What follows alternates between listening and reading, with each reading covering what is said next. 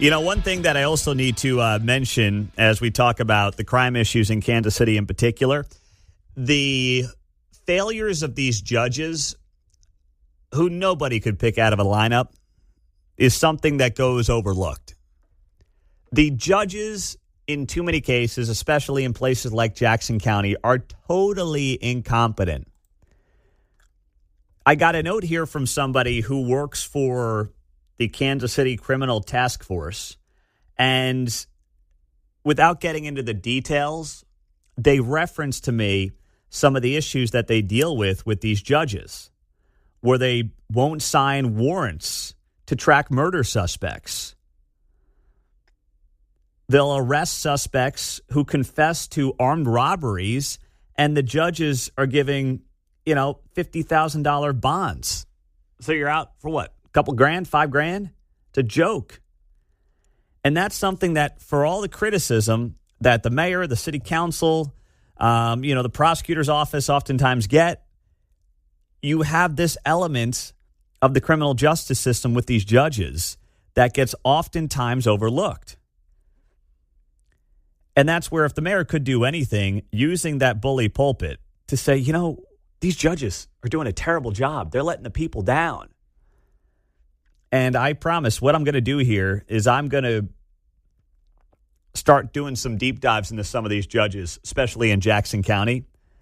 And when they're slapping these criminals on the wrist who are basically admitting to armed robberies, and you've got murder suspects who judges will not sign phone warrants to track, you got a problem.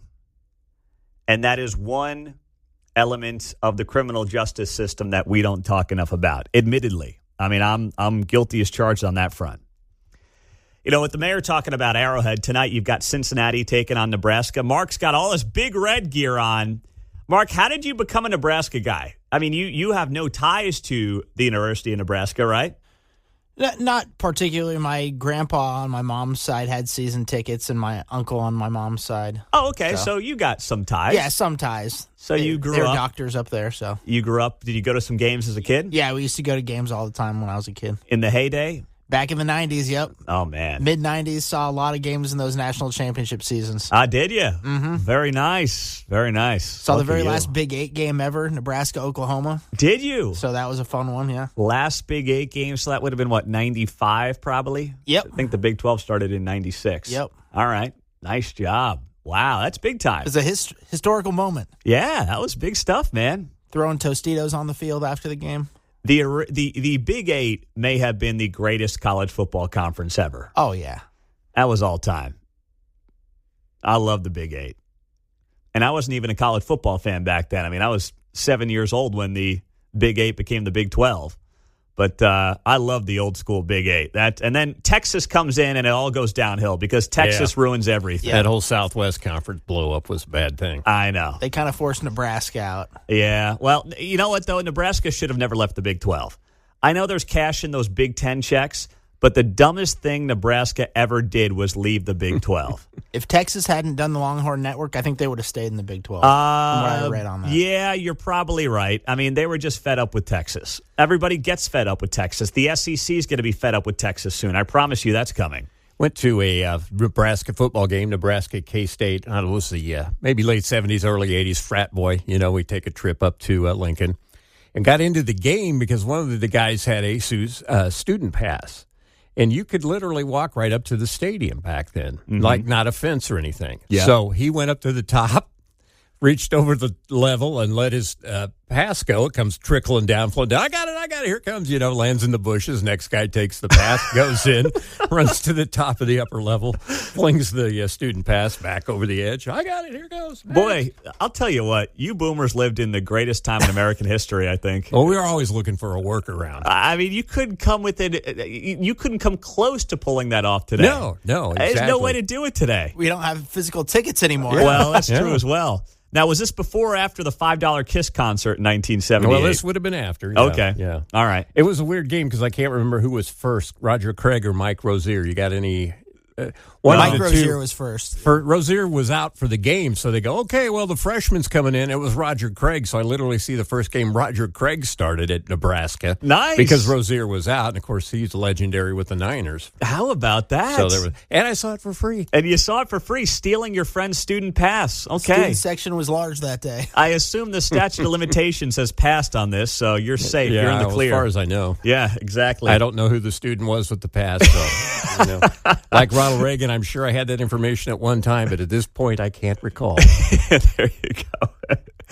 So Nebraska's playing tonight out at Arrowhead, and something keeps coming back to me after watching The Kingdom, and I've got one more episode to watch of this docu-series. And Keatsman's right. I heard him say the other day, it's not really a documentary. It's kind of a hype deal. He's absolutely right about that. It's really not a true docu-series. I mean, when the quarterback is one of the executive producers, it's not really a documentary. Let's be clear here, okay?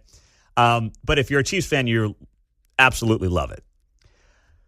But I can't help but think about the fact that if Clark Hunt was on the verge of taking this team to Kansas, would they have spent so much time in this 6-part series talking about Arrowhead, the history, what Arrowhead means to the team, what it means to the family, what it means to the players, what it means to the fans? And then even in the intro, if you watch the intro of The Kingdom, what they do is they kind of have like this drawing of Arrowhead Stadium from an aerial view. And then it has the words The Kingdom on top of basically a picture of Arrowhead Stadium that is drawn. And it's like being drawn as the opening is going, and you can see Arrowhead from an aerial view. And then it says The Kingdom on top of basically an aerial picture/drawing of Arrowhead Stadium. Arrowhead Stadium is a huge part of this series. It's literally in the open of every episode. If you're Clark Hunt, and by the way, once again, this was produced to make the Chiefs obviously look good, and there's a lot that can make the Chiefs look good right now. Mahomes is on there as an executive producer. The Chiefs had a lot of editorial control on this series, let's be very clear. If you're on the verge of basically knocking down that stadium and saying, have fun, Missouri, figure it out, it's not our problem anymore, we're going to Kansas, are you going to make Arrowhead such a prominent part of this series that you're dropping, where it's literally in the backdrop of the open, where you spend time in almost every episode talking about the value and the importance and the history of that stadium? Are you going to do that? If you're going to do that and then still go to Kansas, I mean, either Missouri screwed up royally or it's just a sick and twisted joke. It's one or the other.